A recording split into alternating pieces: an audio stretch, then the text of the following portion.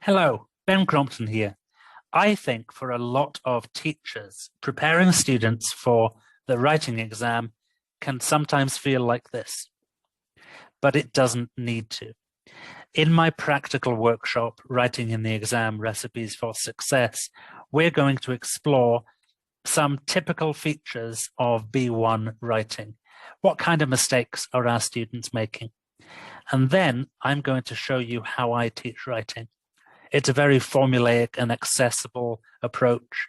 It focuses students on who the target reader is and how they organize the ideas in their writing.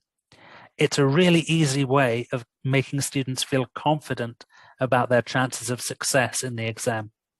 When we've done this, I'll show you 10 engaging and practical ideas that you can start using straight away in class, on Zoom, and in hybrid classes.